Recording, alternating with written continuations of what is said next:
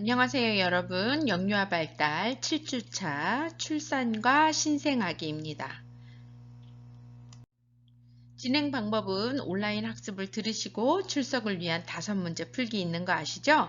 그리고 오늘은 그 신생아기 또는 영아기 한 1개월에서 4개월, 한 5개월까지의 아기들과 할 수 있는 상호작용도 안내해 드리겠습니다. 놀이활동 안내할게요. 자, 그래서 5장은 출산과 신생아기인데요. 먼저 출산 볼 거고 신생아기 보겠습니다. 자, 출산 볼게요. 출산의 징후. 임신 말기의 징후는 가진통, 태아 하강, 빈뇨를 말하는데요. 이제 출산과 유사한 진통을 느끼는 가진통이죠. 그래서 막 주기가 빨라지면 이제 엄마 이렇게 느껴져요. 아, 이제 아기가 나오려고 하고 있구나. 그래서 가진통. 그래서 그 가진통의 그 주기가 빨라지면 이제 병원을 빨리 찾아가야 되는 거죠. 그리고 태아 하강, 임신 말기 아기가 복부 아래쪽으로 이렇게 내려오는 것을 느낄 수 있는 거예요. 그리고 빈뇨는 태아가 방광을 눌러 자주 이제 변이를 느끼게 되는 거. 그리고 이제 출산이 시작되면 나타나는 증세인데요. 이슬이 비치는 거죠. 그래서 약간 혈액이 섞인 끈적끈적한 점액 성분의 이제 분비물이 나오는 거. 그 다음에 이제 진통이 이제 시작돼서 출산 시작 증세로서 태아를 바깥으로 밀어내기 위해서 자궁의 수축 활동이 시작될 때 발생하는데요. 굉장히 아파요. 그래서 일반적으로 진통이 5분에서 7분 사이가 되면 본격적인 출산이 시작된다고 이제 볼 수 있어요. 그리고 처음 아기를 낳는 초산부와 출산 경험이 있는 경상부는 진통의 지속 속도와 출산의 진행 과정에서 차이가 있을 수 있다라고 하는데요. 저는 두 아이가 있는데 둘 다 힘들었고요.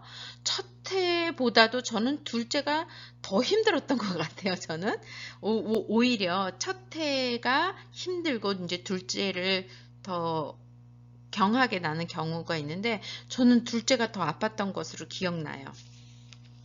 그래서 이제 다 다르죠. 이제 진통도. 이제 파수는 자궁의 입구가 이제 열리면서 양막이 파열되어서 양수가 흘러나오는 현상인데요. 이제 파수 직후 분만이 이루어지는 것이 이제 일반적인데 파수 이후 시간이 경과되면 태아가 세균 간염에 이제 감염될 위험이 있으므로 만약 파수가 이제 일어났다면 빨리 병원 가서 출산을 대비하는 것이 이제 바람직하다.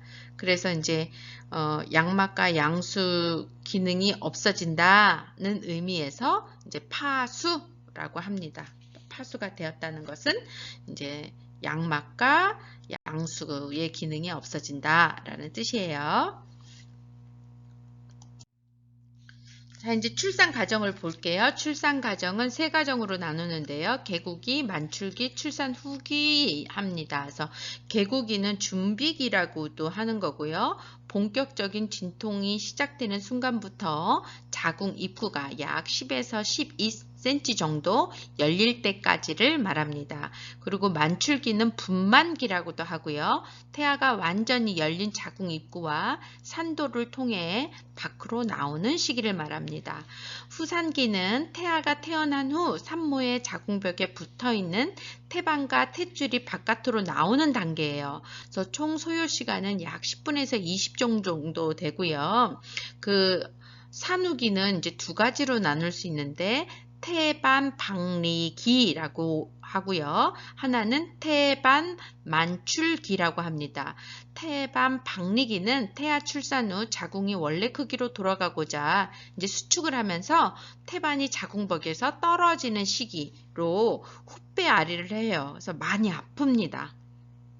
후배 아리로. 그리고 태반 만출기는 자궁에서 분리된 태반을 바깥으로 배출하는 시기로 대부분 자연스럽게 태반이 나오지만 이제 간혹 태반의 일부가 자궁에 이제 남아 자궁벽에 유착되거나 세균 간염을 일으키기도 해요. 이런 경우 모체가 위험할 수 있으므로 자궁 내에 남아있는 이물질이 없도록 출산을 마무리하는 과정이 이제 굉장히 중요하다. 그래서 저는 그 출산 후 잘 출산했는데 저는 이런 거였던 것 같아. 출산 후 얼마 되지 않아서 산모가 죽었어요. 이유 없이. 그래서 그런 안타까운 사건을 본 적이 있는데요.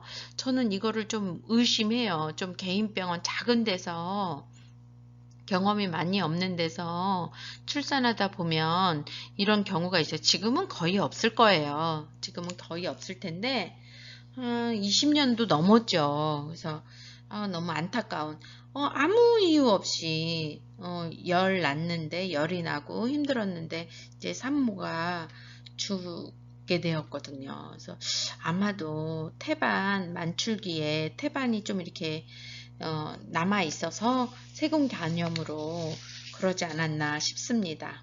그래서 출산 과정은 개고기, 만출기, 출산 후기 이렇게 세 가지로 나눠져 있다는 것을 출산이라는 것은 정말 힘든 과정이고 여성의 엄마의 목숨과 정말 목숨이 위태위태할 정도의 그러한 과정이죠.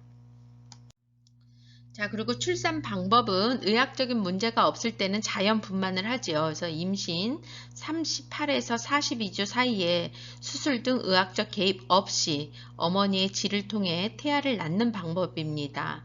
그래서 첫 번째로는 약물을 이용한 무통 분만이 있고요. 이제 라마즈 분만 또 여러 가지 분만이 있는데요. 약물을 이용한 무통 분만은 출산 동안 약물을 이용하여 산모의 고통을 감소시키는 방법인데요. 약물은 주로 투약, 주사, 흡입 등의 방법에 의하여 이제 모체에게 전달됩니다. 그리고 라머즈 분만은 프랑스 의사인 라마즈가 1970년대 개발한 분만법인데요. 분만 전에 연상법, 이완법, 호흡법을 훈련하여 산모의 긴장을 줄여 출산 시 진통을 완화시키고 출산 진행을 빠르게 하는 방법입니다.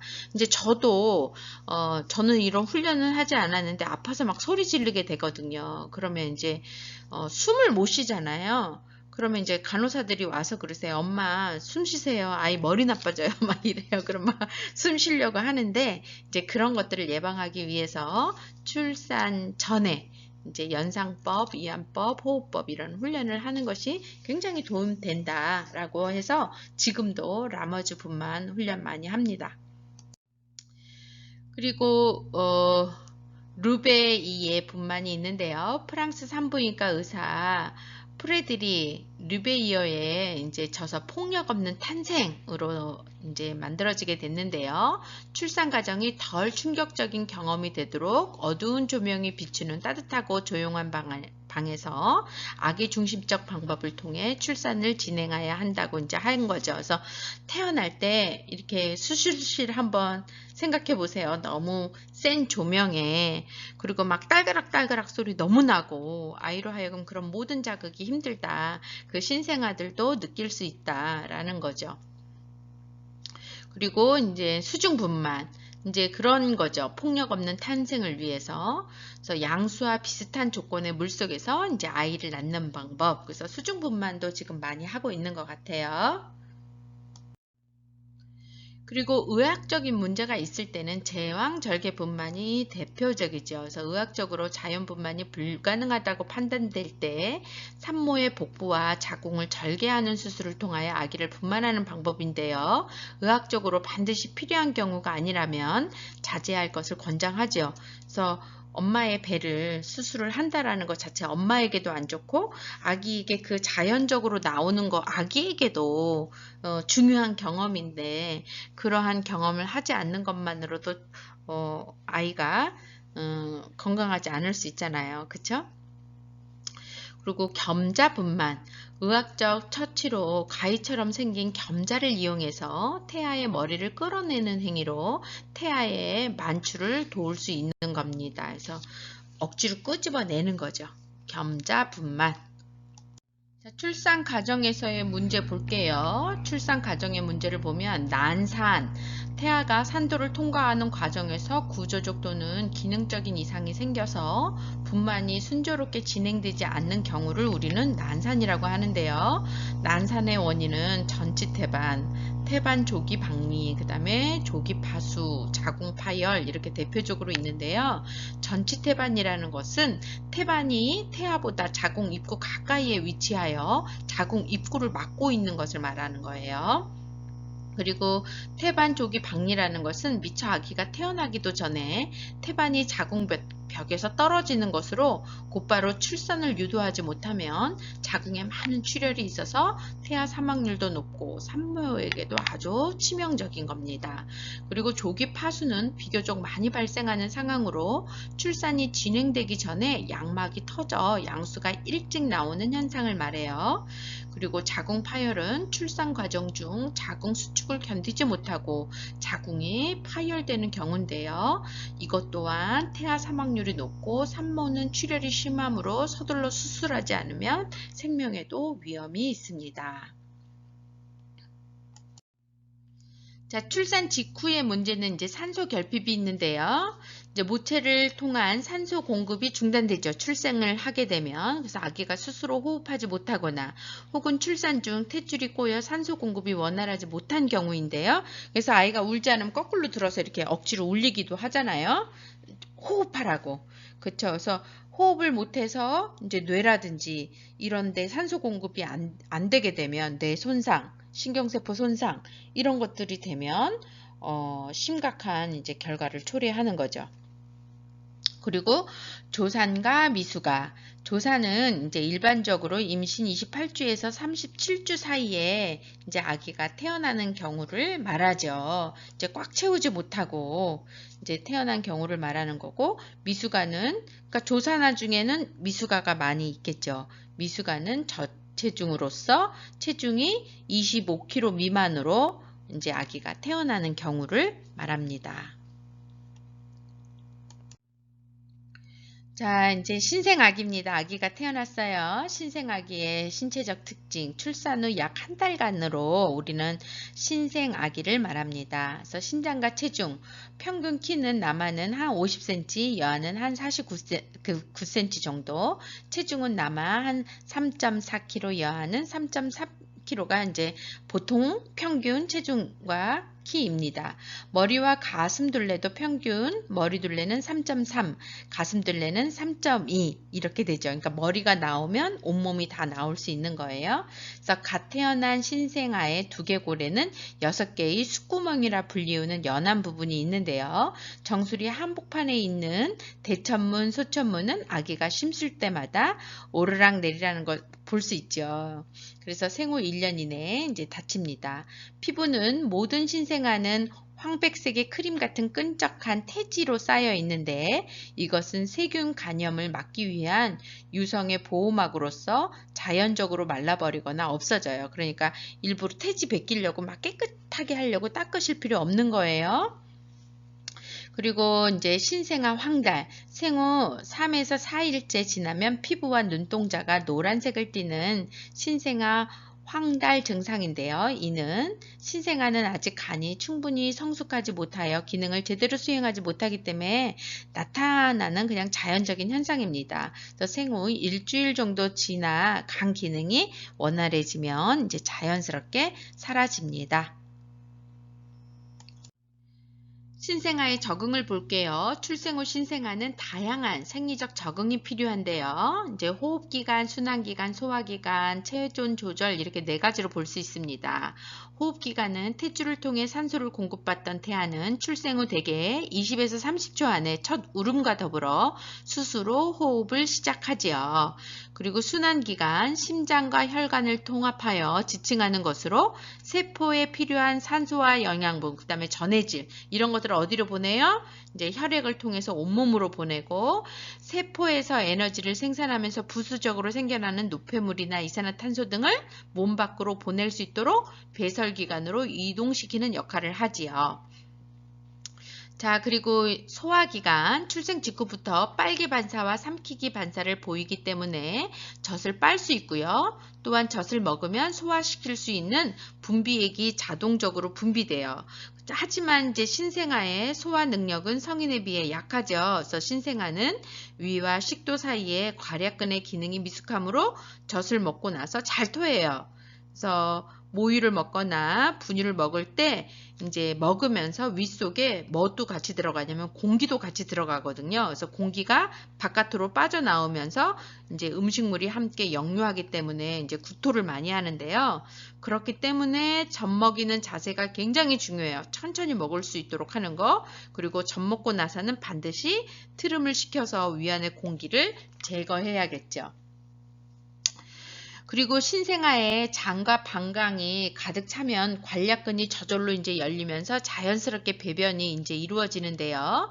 신생아는 출생 후 며칠 동안 이제 검은 녹색을 띤 태변을 봐요. 그래서 태변은 태아의 장내에 쌓여있던 노폐물이 나오는 것인데요. 출생 직후 24시간 내에 태변이 없으면 장 폐쇄를 의심해 봐야 이제 하는 거예요. 그래서 출생 후 약 8주까지는 보통 하루 4에서 7회 정도 배설하고요. 그 이후에는 한 2회 정도로 감소합니다. 그리고 신생아는 하루에 10에서 20회 정도 소변을 보며 일의 소변량은 이제 작지요. 그리고 체온 조절. 신생아는 혼자 아직 체온 조절하기가 어렵죠. 그래서 일반적으로 성인보다 조금 높은 체온을 유지하는 편인데 갓 태어난 신생아는 체온 조절 기능이 미숙하여 저체온 상태로 있다가 약 한 4에서 8시간 내에 정상으로 돌아옵니다. 왜냐하면 신생아는 피하 지방이 적고 몸의 크기에 비해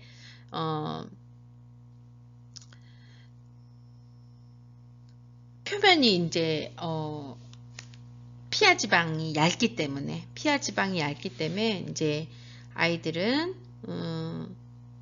열 손실이 많죠. 더 일반인보다. 그래서 스스로 체온을 이제 조절하여 주변의 온도 변화에 적응할 수 있을 때까지는 시간이 걸린다. 체온 조절. 자, 신생아의 반사 행동인데요. 반사란 외부에서 어떤 자극이 주어졌을 때 이에 대해 무의식적으로 그리고 자동적으로 반응하는 것을 말하는 거예요. 의식이 있지 않는 상태에서 무의식적으로 그 다음에 자동적으로 반응하는데요. 신생아는 세상에 살아남기 위해 20여 가지 이상의 이제 반사 행동을 갖고 태어나요. 그래서 대부분 반사 행동은 생후 수주 또는 몇 달 이내에 영아의 신경 조직이 발달하면서 점차 사라져 생후 1년 가까이 되면 거의 모두 없어지거나 의도적인 행동으로 변하게 됩니다. 그래서 반사 행동은 크게 두 가지로 분류되는데요. 하나는 생존 반사 또는 적응 반사라고 하고요. 또 하나는 이제 비생존 반사 또는 원시 반사, 보호 반사 또는 특수 반사로 명명된 반사입니다. 그러니까 두 가지가 있어요. 생존 반사와 비생존 반사. 생존 반사는 뭐라고 해요? 적응 반사 라고도 한다. 그러면 그 생존 반사, 적응 반사에는 어떤 것들이 있냐면 젖찾기 반사, 빨기 반사, 위축 반사, 기침, 하품, 재채기 반사가 이제 대표적인데요. 삼키기 반사도 우리가 아까 봤잖아요. 젖찾기는 그야말로 아기 입 주변에 손가락이나 뭐 이런 거 이렇게 대면 아이가 젖을 찾으려고 막 이렇게 움직이는 걸 말하고요. 빨기 반사는 아이 입속에 넣어주면 어떻게 해요? 빨고 또는 그거 빠는 것으로만 위에 들어가지 않죠. 빨고 어떻게 해야 돼요? 꿀꺽 삼켜야 되는 거죠. 삼키기 반사.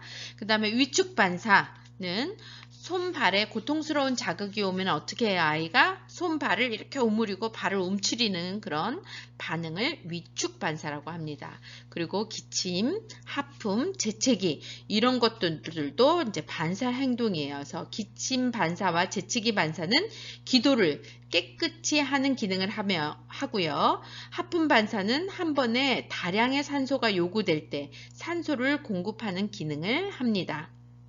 그래서 앞서 아까 같은 반사 외에 생존과 관련된 반사로는 입에 들어오는 음식물을 식도로 넘기는 삼키기 반사, 그리고 갑작스러운 강한 빛에 눈을 깜빡거리는 눈 깜빡거리기 반사, 그리고 주변 밝기에 따라 눈동자의 크기를 조절하는 동공 반사, 이런 방사들은 이제 그대로 성인이 돼도 그대로 남아있죠.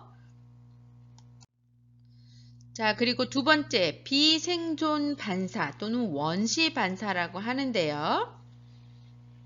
출생 시 이미 잘 발달되어 있는 뇌관이나 중뇌에 의해 통제되는 무의식적인 반사 행동으로 신생아의 생존과는 직접 관계되지 않는 원시적인 반사라고 합니다.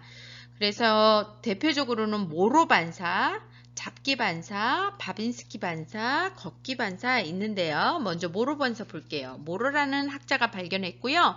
놀라면 나타나는 반사로 머리가 뒤로 젖혀지고 등을 활처럼 휘며 두 팔과 다리를 이렇게 벌림과 동시에 손가락을 이렇게 꽉 이제 펴서 호공에 무엇인가 막 이렇게 잡으려고 하는 행동이에요. 잡기 반사는 무엇인가 갖다 내면 이렇게 잡는 거죠, 아이가. 그리고 바빈스키 반사는 발바닥에 오목 들어간 부분을 손가락이나 펜으로 살짝 이렇게 건드려주면 이제 발가락 등을 향하여 부채살처럼 이제 확 펴는 펴졌다가 다시 오므려지는 그런 행동을 하는 것이 바빈스키 반사입니다.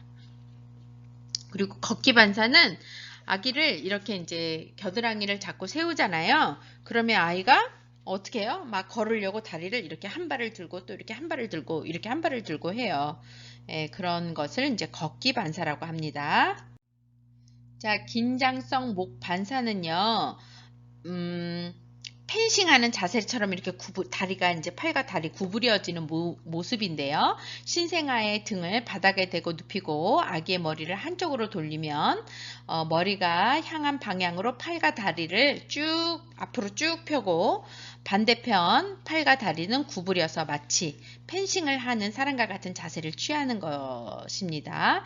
그리고 위치 잡기 반사는 신생아의 발등을 평면의 가장자리에 닿게 해주면 아기는 발을 움츠리며 마치 계단을 오르는 것 같은 이제 동작을 나타내는 것이 위치 잡기 반사이고요. 이 외에도 어떤 자극에 대해서 어떤 형태로든 반사적인 반응을 보이는 정향 반사, 그리고 신생아의 무릎뼈 아래를 가볍게 두드리면 갑자기 무릎을 뻗는 반사 행동으로 평행 지속되는 무릎 반사, 그리고 신생아의 얼굴을 아래로 향하게 하고 물에 넣으면 마치 수영하듯 팔과 다리를 교대로 움직이는 이제 수영 반사, 이런 것들이 있습니다.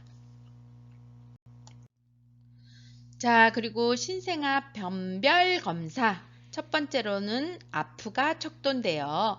1953년 아프가 박사가 개발한 검사입니다. 그래서 5개의 하위 척도로 구성되고요.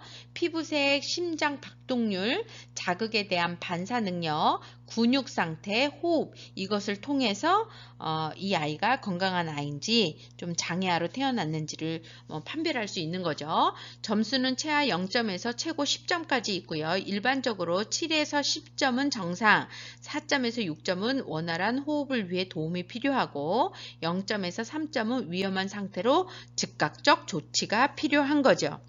그래서 2회의 아프가 점수 중 분판 후 1회에 측정된 점수가 낮다고 해서 신생아가 질식 상태에 있다는 것을 의미하는 것은 아니고요. 왜냐하면 어머니가 분만 과정에서 처치받는 진통제 혹은 마취제의 양이나 신생아의 신경 상태, 심장, 호흡기 상태가 이제 행동이나 반응에 영향을 미칠 수 있기 때문이고요. 특히 미숙아는 생리적 미성숙 때문에 매우 낮은 점수를 얻을 수도 있어요. 그리고 대부분의 경우 신생아의 아프가 점수가 낮다고 해도 발달을 자극하는 지지적인 환경에서 자라면 정상적으로 잘 자랄 수 있다는 거예요. 자, 그 다음에 블레질턴 신생아 행동평가 척도인데요. 1973년 블레질턴 박사가 개발한 검사예요. 굉장히 이 방법은 매우 까다로워서요. 이 방법을 사용하는 사람은 이제 훈련이 오래된 분인데요. 생후 5일이 채 안 된 신생아를 대상으로 총 4개의 하위 영역에 대한 신생아의 개별적인 행동 차이 평가를 하는 거예요. 그래서 이것은 이제 감각 반응, 신생아가 자고 있는지 깨어 있는지 또는 각성 상태인지 울고 있는지에 따라 이제 검사의 순서를 달리하고 시시각각 변하는 신생아의 상태에 따라 검사 실시자가 융통성 있게 검사를 실시해야 되기 때문에 아까 이제 전자에 말한 것처럼 전문적인 훈련을 거쳐 자격증을 받은 사람만이 실수할 수 있어요. 그리고 신생아를 대상으로 1회 검사하는데 적어도 한 30분 정도 소요되기 때문에 모든 신생아를 대상으로 간단하게 실시할 수 있는 검사는 아닙니다. 그러나 이 척도는 신생아의 발달을 평가할 수 있는 포괄적 도구이고요. 아프가 척도보다 신생아의 미래 발달을 더 잘 예측할 수 있는 지표라고 평가되고 있어 주로 연구용으로 이제 많이 이제 사용되고 있는데요. 감각 반응이 어떤지, 반사와 운동 수준은 어떤지, 달래지는 정도는 어떤지, 사회적 상호작용은 어떤지 이런 것으로 평가합니다. 자, 이제 신생아 발달을 위한 부모의 역할 볼게요. 신생아의 주요 발달은 출생 후 첫 한 달 동안 아기는 일반적으로 이제 다음과 같은 행동을 할 수 있는데요. 신생아기의 발달적 개인차는 매우 크기 때문에 다음 중 몇 가지 행동이 나타나지 않는다고 걱정할 필요는 없어요. 그래서 신생아는 자기 속도에 맞춰 궁극적으로 다음에 행동을 하게 되는데 잠시 머리를 들 수 있고 하늘을 보고 누워서 머리 옆에서 반대쪽 옆으로 돌릴 수 있고 손은 꼭 쥐고 있고요. 잡기 반사가 남아 있고요. 눈앞에 물건을 보여주면 45도 범위에서 눈으로 쫓고요. 흑백 무늬를 보고요. 목소리가 들리면 조용해지고요. 불편함을 울음으로 표현하고 목구멍에서 이제 소리가 나고요. 부모가 얼굴을 보이면서 이야기를 하면 뚫어지게 쳐다봅니다. 그래서 신생아를 위한 부모의 역할을 보면 이제 아기 알아가기, 이제 엄마도 태어난 아기를 알아가는 거죠. 그래서 아기를 안아주고 아기에게 말하면서 아기가 졸리거나 배고플 때 어떤 사인을 보내는지 이제 알아가야 하는 거죠. 그리고 아기에게 항상 관심을 갖고 반응해 주는 것이 좋습니다. 그리고 아기 운동시키기, 아기가 깨어 있을 때 엎드려 놓기도 하고 아기의 근육이 발달하니까 이제 다리도 이제 움직여주고 가능한 한 눈앞에 장난감을 보여줘서 아기가 보고 이렇게 잡아보도록. 그래서 뭐 특별한 장난감 아니어도 돼요. 뭐 손수건 보여줘도 되고, 그렇죠? 그리고 아기와 눈 맞추는 것은 너무나 중요합니다. 아기와 가까이에서 아기에게 이야기하고 노래하고 책을 읽어주면서 가능한 한 많은 눈을 맞추도록 해야 하고요. 아기와 놀아주기. 아기가 완전히 깨어있을 때는 간단한 깍꿍놀이나 아기가 내는 소리를 따라하는 등 하면서 아기와 놀아주는 거고요. 아기 놀아주는 활동은 제가 단동 10분이라서 10가지 활동 제가 촬영한 거 있는데요. 그거 꼭 한번 참조하시기 바래요. 그리고 아기 쉬게 하기. 아기도 휴식이 필요합니다. 아기가 충분히 놀았다고 생각되면 정적한 시간이 필요하거든요. 그래서 이제 정적한 시간이 필요하다고 뭐 하품 이제 힘들어하면 사인을 보내면 그것을 알아채고 아이를 쉬게끔 해야 되는 거죠. 자, 문제 5개 풀어볼게요. 첫 번째, 모체의 자궁 경부가 벌어짐에 따라 아기를 감싸고 있는 양막의 일부가 자궁벽에서 분리되면서 생기는 혈액이 섞인 끈적한 점액 성분의 분비물을 뭐라고 하죠? 빈뇨, 이슬, 진통, 파수. 이슬이라고 하죠. 두 번째, 출산 과정에서 태반이 태아보다 자궁 입구가 가까이에 위치하여서 자궁 입구를 막고 있는 것으로 정상 분만이 어려운 태반 형태를 무엇이라고 하죠? 1번 전치태반, 2번 태반 조기 박리, 3번 조기 파수, 4번 자궁 파열. 1번 전치태반이죠. 자, 생존 반사가 아닌 것은 젖잡기 반사, 빨기 반사, 위축 반사, 잡기 반사 어떤 거죠? 잡기 반사, 잡기 반사는 비생존 반사입니다. 자, 네 번째로 비생존 반사가 아닌 것은 모로 반사, 바빈스키 반사, 걷기 반사, 기침, 하품, 재치기 반사 어떤 거죠? 네, 4번 기침, 하품, 재치기 반사는 생존 반사입니다.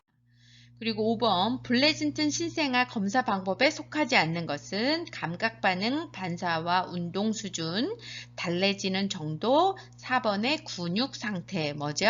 4번이죠. 블레진턴 검사는 감각반응, 반사와 운동 수준, 달래지는 정도, 사회적 상호작용입니다. 지금까지 너무 수고 많으셨습니다. 신생아기 한 4개월에서 5개월 아이들 놀이할 수 있는 그 놀이 활동도 참고하면서 보셔요. 수고하셨습니다.